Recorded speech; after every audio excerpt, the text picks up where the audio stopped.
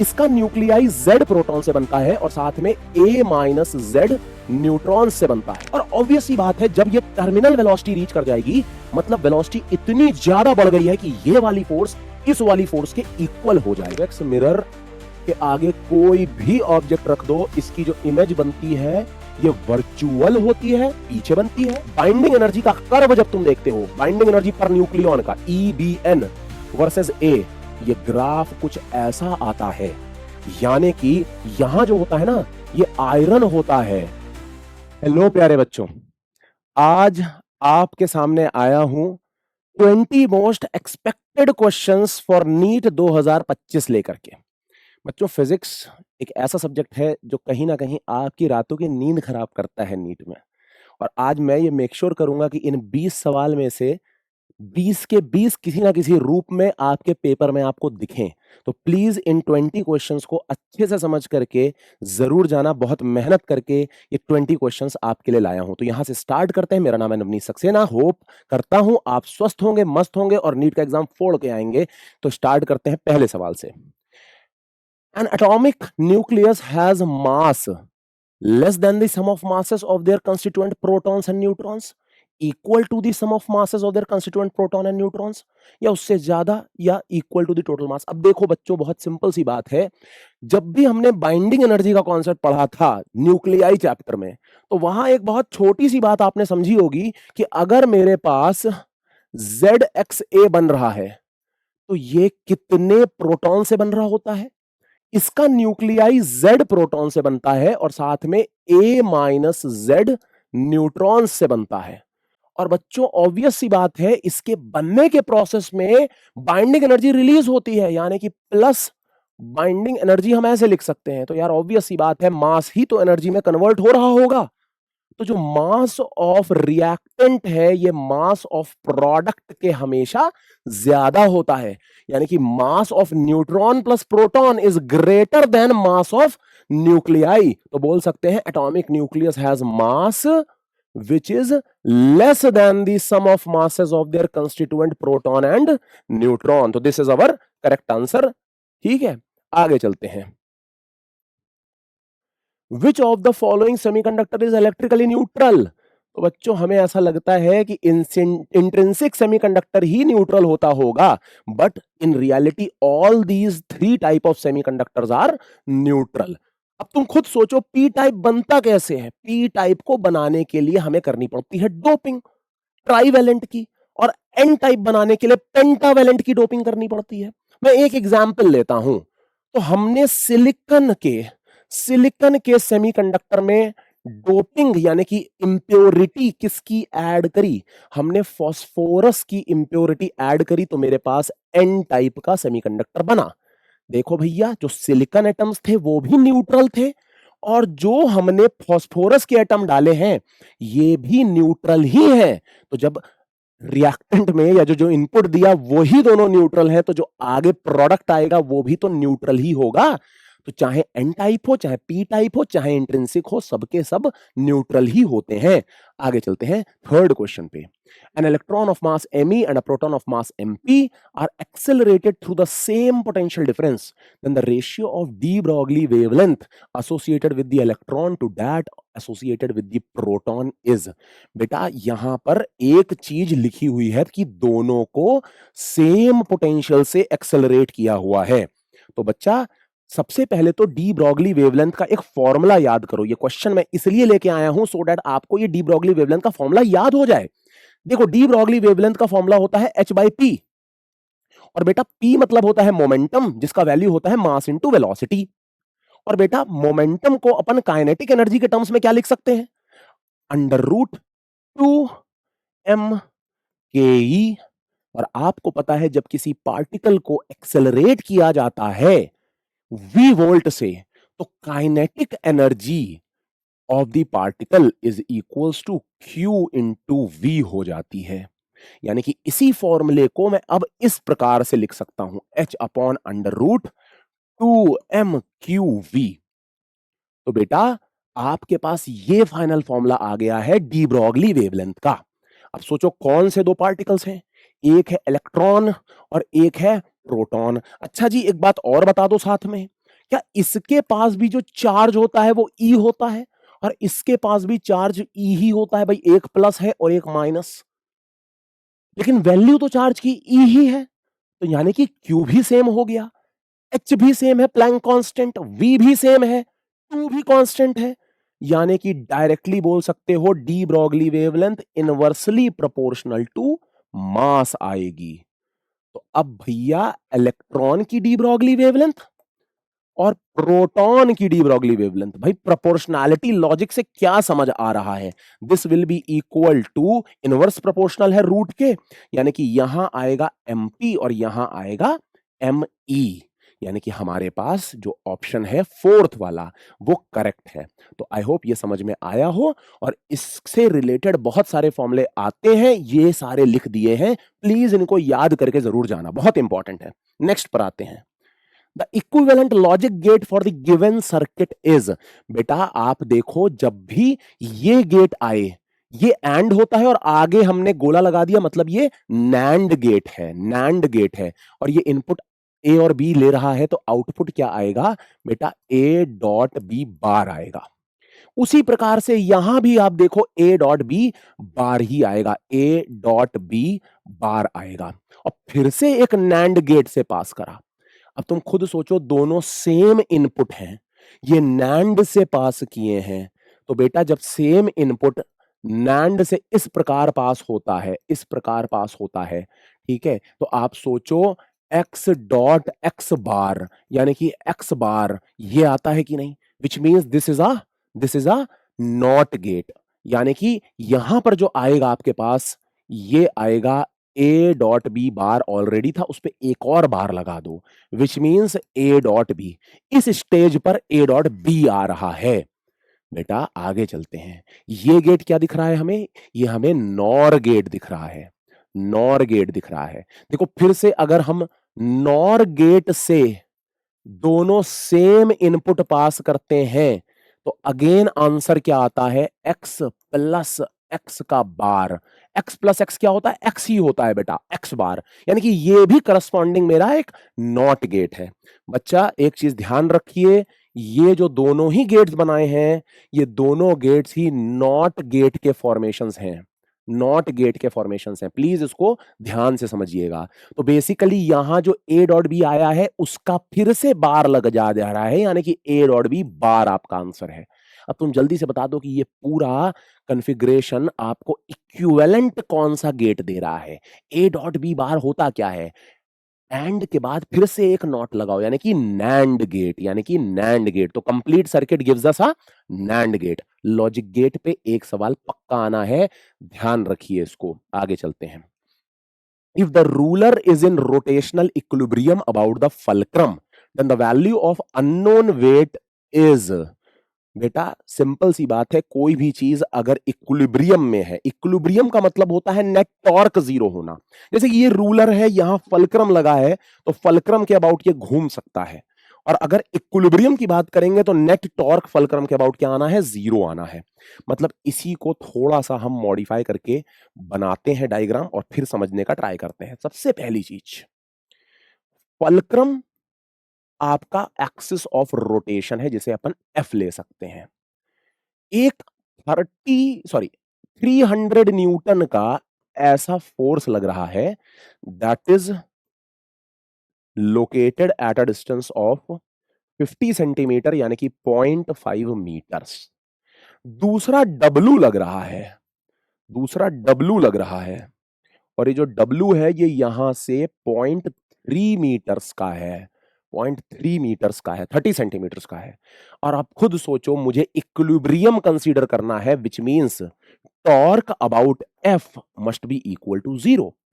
अब यार दो फोर्सेस हैं जिनका टॉर्क आ रहा है, तो पहली फोर्स का जो टॉर्क है, torque due to first force, इसे फर्स्ट फोर्स मान लेंगे, इसे सेकंड फोर्स मान लेंगे। Torque due to first force plus torque due to second force is equal to zero, right? अब torque due to first force क्या है? आपको पता है टॉर्क होता है फोर्स इनटू परपेंडिकुलर डिस्टेंस, मतलब 300 न्यूटन्स मल्टीप्लाई बाय 0.5 मीटर्स। और बेटा डायरेक्शन क्या होगा, आप सोचो, फलक्रम के अबाउट ये ऐसे फोर्स लग रही है तो इसको ये क्लॉकवाइज घुमाएगी, राइट? तो ये हमने लिख दिया क्लॉकवाइज। आगे चलते हैं, सेकंड का टॉर्क देखिए। तो फोर्स यानी कि W multiply by perpendicular distance, यानी कि W मल्टीप्लाई बाय 0.3, और इसका डायरेक्शन क्या है? तो सोचो, इस पॉइंट के अबाउट ये फोर्स इसको ऐसे घुमा रही है, विच मींस एंटी क्लॉकवाइज घुमाएगी। तुरंत हमने लिख दिया एंटी क्लॉकवाइज, और नेट क्या आना है? 0। अब सोचो, जल्दी से सोचो, ओवरऑल रिजल्ट 0 आना चाहिए। एक है क्लॉकवाइज और एक है एंटी क्लॉकवाइज। तो बेटा क्लॉकवाइज वाला कितना है? 300 इंटू 0.5, विच मींस 300 इंटू 0.5, और ये वैल्यू किसके इक्वल होनी चाहिए? W into 0.3, W into 0.3। बेटा सॉल्व करेंगे हम लोग, इससे ये कैंसिल हो जाएगा और आंसर मेरा आएगा 500 न्यूटन्स। 500 न्यूटन्स। तो W की वैल्यू कितनी होनी चाहिए? 500 न्यूटन्स। बेटा टॉर्क बैलेंसिंग जरूर सीख के जाना, बहुत इंपॉर्टेंट क्वेश्चन आता है। आगे चलते हैं। The mass of a lead ball is m if it falls down in a viscous liquid with terminal velocity v, then the terminal velocity of another lead ball of mass 4m in the same liquid will be। बेटा same liquid दिया है, इसका मतलब surface tension भी वही रहेगी, density of liquid भी वही रहेगी। अच्छा, मैं बहुत ही सिंपल लेवल पे सवाल को लेता हूं, टर्मिनल वेलोसिटी कब आती है, मतलब क्या होता है टर्मिनल वेलोसिटी का? तो यहां कॉन्सेप्ट आता है बेटा स्टोक्स लॉ का, है ना? अब स्टोक्स लॉ बताता क्या है? सिंपल लैंग्वेज में आपको बोलता हूं, अगर कोई बॉडी है जो कोई विस्कस फ्लूइड में फ्लो करा दी गई है, मूव करा दी गई है, तो ऑब्वियस सी बात है कि mg तो उस पर लग ही रहा होता है, और साथ ही साथ एक विस्कस फोर्स भी लगता है अपवर्ड डायरेक्शन में या वेलोसिटी के अपोजिट, जिसकी वैल्यू कमेंट में गेस करो, मैं जल्दी से बताता हूं, 6 पाई ईटा आर वी होती है, ठीक है? और ऑब्वियस सी बात है, जब ये टर्मिनल वेलोसिटी रीच कर जाएगी, मतलब वेलोसिटी इतनी ज्यादा बढ़ गई है कि ये वाली फोर्स इस वाली फोर्स के इक्वल हो जाए, तो इस मोमेंट पे बॉडी पे नेट फोर्स हो जाती है 0, और बॉडी फर्दर एक्सेलरेट करना बंद कर जाती है। यानी कि इसके बाद वेलोसिटी हो जाएगी कांस्टेंट, और इसी मोमेंट को बोला जाता है टर्मिनल वेलोसिटी अटेन हो चुकी है। तो बच्चा, जब भी टर्मिनल वेलोसिटी अटेनमेंट की बात होती है, नीचे और ऊपर वाली फोर्स को क्या कर देना है? हमें बैलेंस कर देना है। तो सिंपल सी बात अपने को लिख देनी चाहिए यहां पर, 6 pi eta r v is equal to mg। अब देखो यार, हमें एक बात और पता है, हमें यह पता है कि मास बॉडी का होता है density into volume, 4/3 pi r cube into g. मैं अलग से लिख रहा हूं, mass is equals to density into volume, right? अब इसके अनुसार अगर आप बात करोगे तो अपना एक आर तो कैंसिल होकर के इसको स्क्वायर बना देगा। अब बाकी सारी चीजें तो सेम रहने वाली है, डेंसिटी ऑफ बॉडी भी सेम रहने वाली है, जी भी सेम रहने वाला है, क्योंकि सेम लिक्विड है तो ईटा भी सेम रहने वाला है। हम सिंपली बोल सकते हैं velocity proportional to R square, radius of ball के स्क्वायर प्रोपोर्शनैलिटी आती है, लेकिन हमें तो यार मास मास के टर्म्स में पूछा है। तो बेटा एक चीज और भी तो समझो, यहां से R proportional to mass to the power 1/3 हो गया, और इसी के अनुसार अगर ये आर स्क्वायर के प्रोपोर्शनल है तो तुरंत बोल सकते हैं velocity proportional to m to the power 1/3 का होल स्क्वायर, यानी कि velocity proportional to mass to the power 2/3। और बस यहीं पे अपना सॉल्यूशन हो गया है। कैसे? देखो, मास को अगर m से हम 4m कर रहे हैं, मास को m से 4m कर रहे हैं, तो सोच के देखो, वेलोसिटी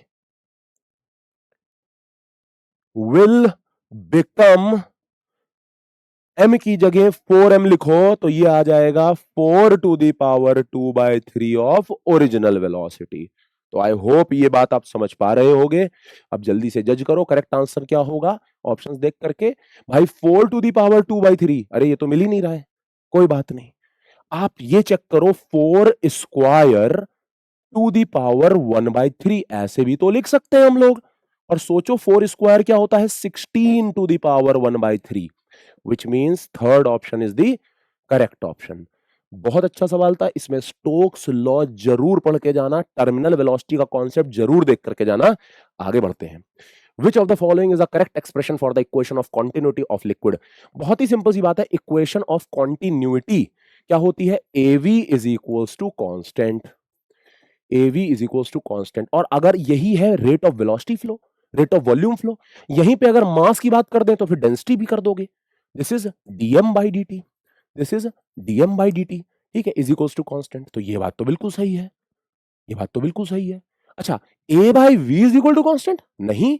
अच्छा, ये जो लिखा है ये क्या है, दिस इज बर्नौलीज, ये बर्नौलीज इक्वेशन है, तो विच मींस कौन सा करेक्ट आंसर है, फर्स्ट वाला करेक्ट आंसर है भैया, ठीक है। अब एक छोटी सी बात और इंफॉर्मेशन देता हूं, इक्वेशन ऑफ कॉन्टिन्यूटी किस प्रिंसिपल पे बेस्ड है, based on principle of conservation of mass. और ये जो बर्नौलीज इक्वेशन है ये किस पे बेस्ड है, based on conservation of energy. Please याद करके जाना, equation of continuity based on principle of conservation of mass, Bernoulli's equation based on conservation of energy। आगे चलते हैं। If the electric flux entering and leaving an enclosed surface respectively are phi and 2 phi, यानी कि कितना lines enter कर रहा है phi, कितना लाइन लीव कर रहा है 2 phi। फ्लक्स होता है नंबर ऑफ फील्ड लाइंस, तो बेटा नेट फ्लक्स कितना हुआ, नेट फ्लक्स कितना हुआ, जो एंटर कर रहा है वो माइनस से लिखा जाता है, जो एग्जिट कर रहा है वो प्लस से लिखा जाता है। तो नेट फ्लक्स क्या हुआ, पाई। और हमें गॉस लॉ पता है कि flux through a closed surface is Q in by epsilon not. तो सिंपल सी बात है, चार्ज इनसाइड कितना आ गया, pi into epsilon not, pi into epsilon not, ठीक है। गॉस लॉ की डेफिनेशन जरूर देख करके जाना। आगे, consider the following statements. For a point charge, the electrostatic field varies as 1 by distance का स्क्वायर। भाई पता है मुझे पॉइंट चार्ज की वजह से इलेक्ट्रिक फील्ड क्या होती है, K Q by R square, which means ये स्टेटमेंट तो करेक्ट है। सेकंड पर आते हैं। For a short dipole the electrostatic potential varies as 1 by are.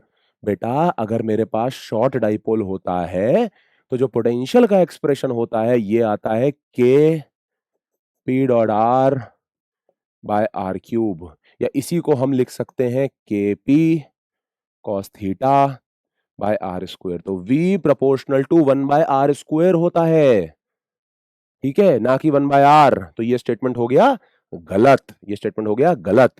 तो क्या लिखेंगे, कौन सा करेक्ट है, ओनली ए, सिर्फ ए स्टेटमेंट करेक्ट है। आगे चलते हैं। If potential energy U of a particle varies with position of particle along xy plane as ये expression, the force acting on the particle at a position 1, 2 is, बेटा आपको पता होना चाहिए force is equal to minus del U by del R होता है, partial differentiation. और यहीं पर अगर मैं एक्स डायरेक्शन की फोर्स देखूं तो minus del by del X होगा, क्योंकि एक्स डायरेक्शन की बात हो रही है। यहीं पर minus del by del X of X cube minus X square plus 2y plus Y square. अब तुम्हें भी पता है कि मुझे x को वेरिएबल मानना है, y को कांस्टेंट मानना है, क्योंकि x के रिस्पेक्ट में पार्शियल डिफरेंशिएशन कैलकुलेट कर रहे हो। तो यार पहले टर्म का क्या हो जाएगा, minus 3x square plus 2x, और बाकी के टर्म्स का तो जीरो ही हो जाना है। सिमिलरली हम कैलकुलेट करेंगे fy minus del U by del Y. अब तुम खुद सोचो, इसी एक्सप्रेशन को y के रिस्पेक्ट में डिफरेंशिएट करो, यानी कि y को वेरिएबल मानो, x को कांस्टेंट मानो, तो क्या आएगा, माइनस टू वाई। यार अब मुझे यही फोर्सेस किस पॉइंट के लिए चाहिए, 1, 2 के लिए चाहिए। तो मैं क्या करूंगा, ये fx वाले केस में x का वैल्यू 1 और y का वैल्यू 2 रख देना है, x का वैल्यू 1, y का वैल्यू 2 रख देना है। तो बेसिकली ये क्या होगा, -3 +2 विच मीन्स -1, और फिर Fy निकालने के लिए भी यही काम करना है, x का वैल्यू 1 और y का वैल्यू 2 रख देना है। क्या आंसर आएगा? -2 -2 इंटू 2 विच मीन्स -6। तो भैया नेट फोर्स क्या आ रही है? -I cap -6J cap, -I cap -6J cap, ये ऑप्शन करेक्ट है। बेटा फोर्स और पोटेंशियल एनर्जी के बीच का रिलेशन जरूर याद करके जाना। By the way same relation होता है फील्ड और पोटेंशियल के बीच में भी। तो अगर कभी आपको पोटेंशियल और फील्ड की रिलेशन पूछी जाए, वो भी यही होती है, इसी तरीके से कैलकुलेट होती है, याद रखना। If all the following bodies have same mass and same radius, then the one having least moment of inertia is। चलिए बेटा इसको अच्छे से सॉल्व करेंगे। रोटेशन का सवाल है, मोमेंट ऑफ इनर्शिया है, इजी है, समझते हैं। पहला है hollow sphere, hollow sphere about its tangent, hollow sphere about its tangent. बेटा पैरेलल एक्सिस थ्योरम तुम्हें पता है, और इस एक्सिस के अबाउट हॉलोस्फीयर का होता है 2/3 mr²। तो तुम खुद सोच के बताओ ए एक्सिस के अबाउट क्या हो जाएगा? 2/3 mr² plus m into r², यानी कि सॉल्व करके आया 5/3 mr²। सेकंड पर आते हैं, रिंग अबाउट इट्स एक्सिस। आप सबको पता है ये रिंग है, और रिंग का अपनी ही एक्सिस के अबाउट मोमेंट ऑफ इनर्शिया होता है mr²। इससे सिंपल तो कुछ हो ही नहीं सकता।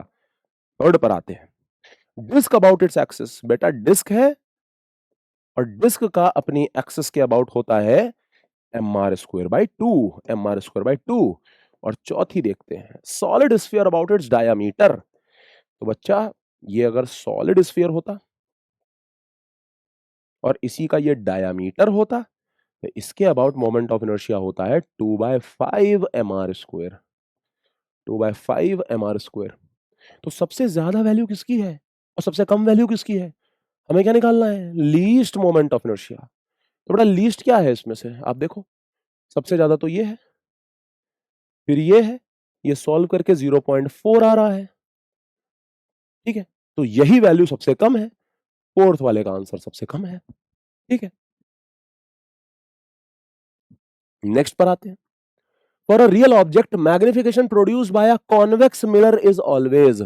बच्चा कॉन्वेक्स मिरर के आगे कोई भी ऑब्जेक्ट रख दो, इसकी जो इमेज बनती है ये वर्चुअल होती है, पीछे बनती है, ये अपराइट होती है यानी कि इरेक्ट होती है, ये डिमिनिश होती है। तो आप खुद सोचो, अगर ये डिमिनिश है, डिमिनिश है, तो इसके मतलब मैग्निफिकेशन इज HI/HO, यानी कि ये वैल्यू लेस देन 1 आएगी कि नहीं? क्योंकि हाइट ऑफ ऑब्जेक्ट ज्यादा है, हाइट ऑफ इमेज कम है। तो क्या लिख देंगे? Less than 1, less than 1। Okay, a circular coil of radius 20 centimetre, इसको अपन R ले लेते हैं, carries a current of 5 ampere, से I ले लेते हैं। इट हैज 28 टर्न्स, जिसे हम लोग N ले लेते हैं। Then the magnetic field in the centre of the coil is. बेटा कोई भी कॉइल हो, इसके सेंटर पे रहने वाली मैग्नेटिक फील्ड का फॉर्मूला क्या होता है? μ0I/2R। लेकिन अगर इसी में n टर्न्स हो जाती हैं, तो इसी को अपन n से मल्टीप्लाई कर देते हैं। चलो जल्दी से अपन इसकी वैल्यू कैलकुलेट करते हैं। तो बेटा μ0 की वैल्यू क्या होती है? 4π 10⁻⁻7, याद है आपको। करंट की वैल्यू क्या है? 5। एन की वैल्यू क्या है? 28। रेडियस की वैल्यू क्या है? 20 सेंटीमीटर है, लेकिन हमें SI यूनिट में लिखना होता है, यानी कि हम लिखेंगे 0.2, हम लिखेंगे 0.2। आगे चलते हैं बेटा, तो इसको 10 से मल्टीप्लाई कर दो,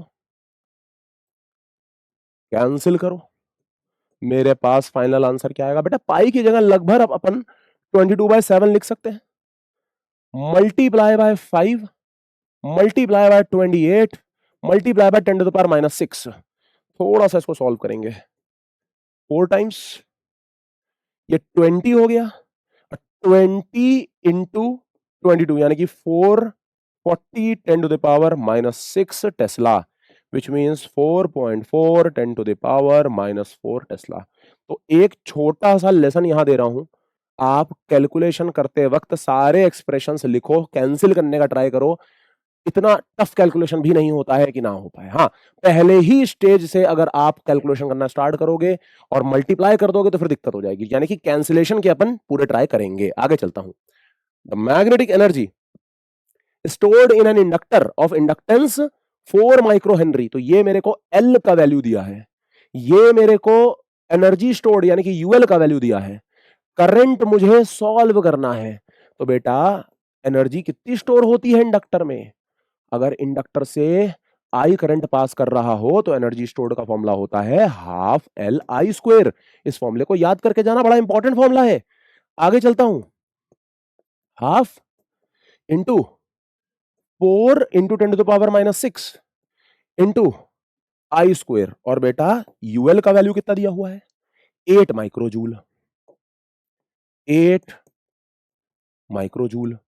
अब सॉल्व करोगे आप, इससे ये कैंसिल, इससे ये कैंसिल, और ये 4। तो आई स्क्वायर का वैल्यू 4, यानी कि कितना करंट फ्लो कर रहा होगा? 2 एम्पियर्स का करंट फ्लो कर रहा होगा। बहुत ध्यान से ये क्वेश्चन और ये फॉर्मूला देख लेना। आगे चलते हैं।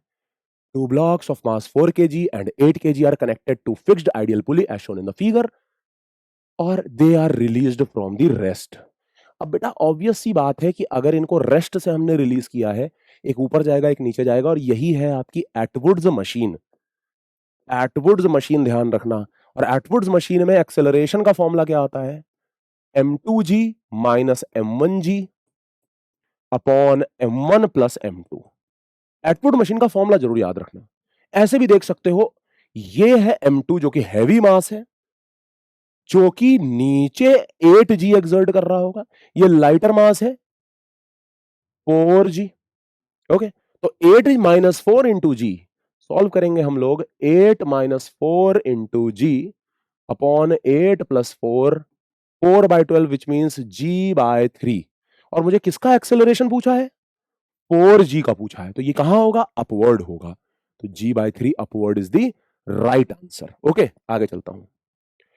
State the incorrect statement among the following. ठीक है, तो when conservative force acts on a system and performs positive work on the body, potential energy of the body decreases. चलिए, तो बेटा डेल्टा यू क्या होता है? Negative of work done by conservative force. और यार मुझे इनकरेक्ट स्टेटमेंट मार्क करना है, ध्यान रखना।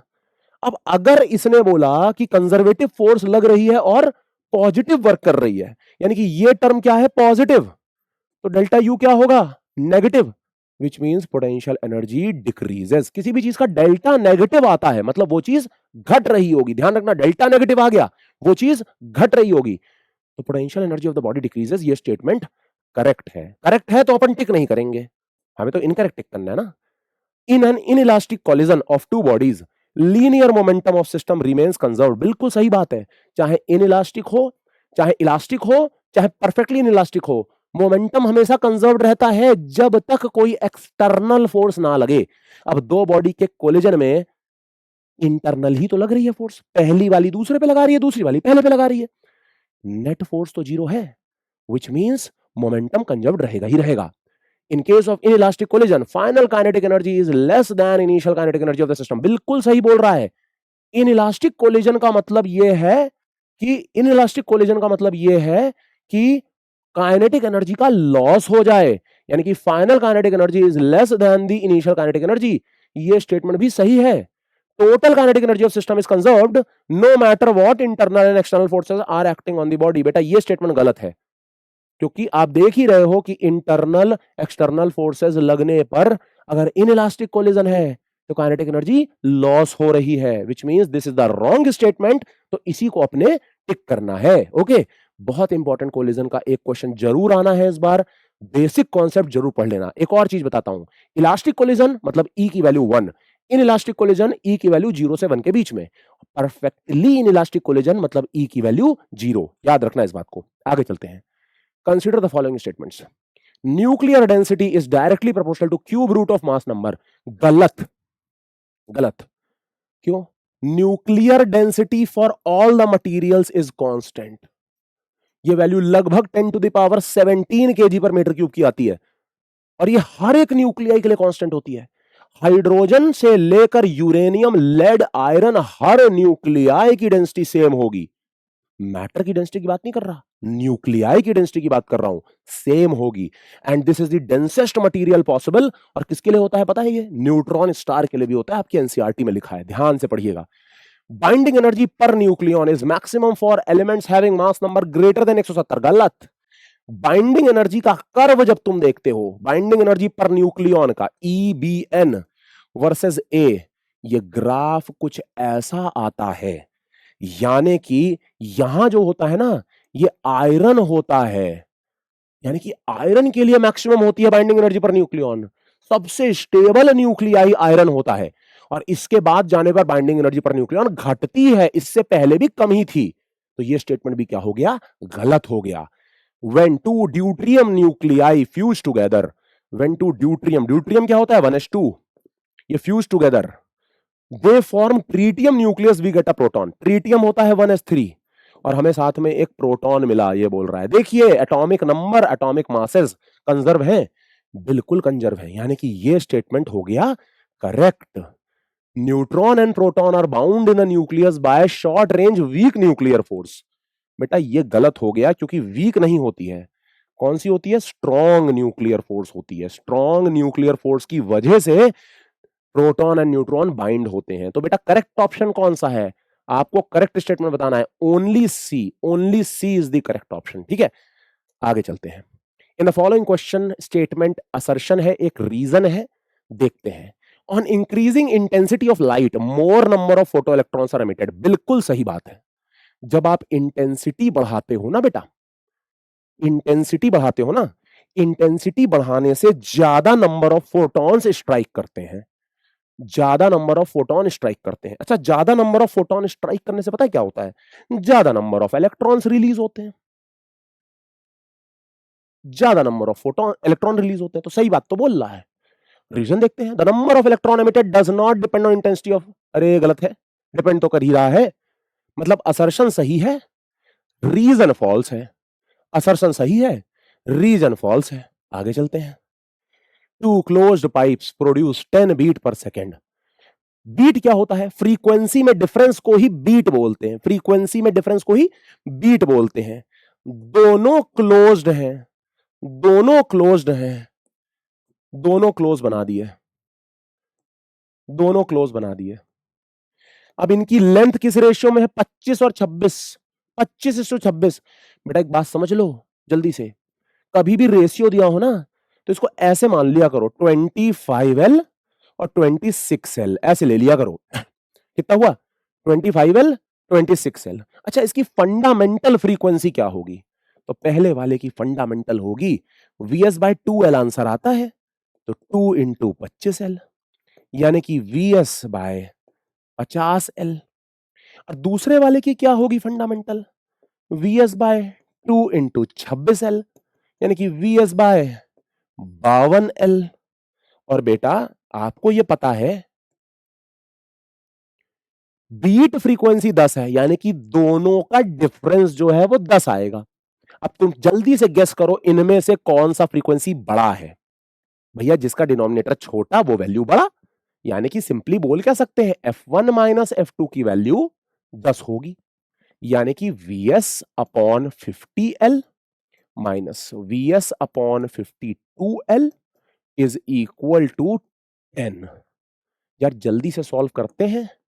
Vs/2L ले लो कॉमन, बचेगा 1/25 माइनस 1/26। सॉल्व करते हैं। Vs/2L एलसीएम लो, 25 इंटू 26 और 26 माइनस 25 इज इक्वल टू 10। यार सॉल्व करेंगे तो Vs/50L अलग कर लो और 1/26 अलग कर लो, तो यार Vs/50L क्या आ गया? अगले पेज पे चलता हूं। Vs/50L क्या आ गया? 260। अब खुद सोचो आप, ये Vs/50L है क्या? यही तो पहले की फ्रीक्वेंसी है। तो पहले की फ्रीक्वेंसी क्या होगी? 260 होगी, और दूसरे की फ्रीक्वेंसी उससे 10 के गैप पे होगी और छोटी होगी। तो एक आ रहा है 260, तो दूसरा आएगा F1 माइनस 10 यानी कि 250 हर्ट्ज।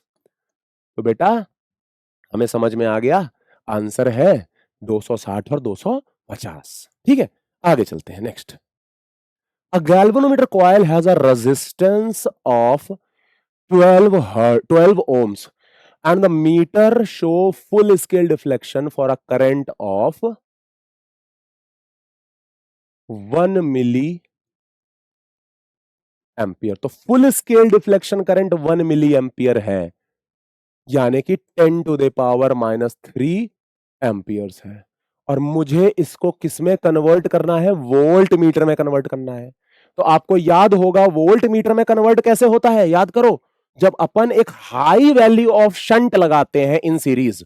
और एम मीटर में कैसे कन्वर्ट होता है? जब हम लो वैल्यू ऑफ रेजिस्टेंस लगाते हैं इन पैरेलल। तो बेटा अपने को जो वोल्ट मीटर बनाना था, हमें सीरीज में लगाना है शंट, हमने लगा दिया सीरीज में शंट, ये देखिए। और अब ओवरऑल इसके अबाउट पोटेंशियल डिफरेंस जब 10 वोल्ट का हो, रेंज 10 है ना, जब 10 वोल्ट का हो तो यहां से फुल स्केल का फुल करंट फ्लो करना चाहिए।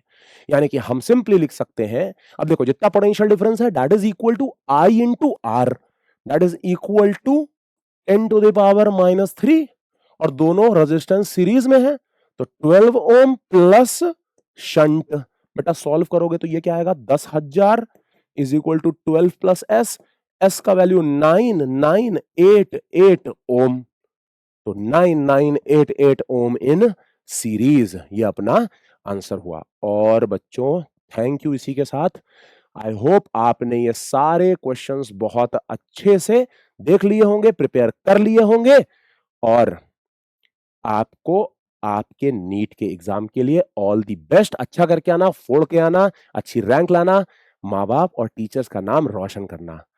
जय हिंद बच्चों।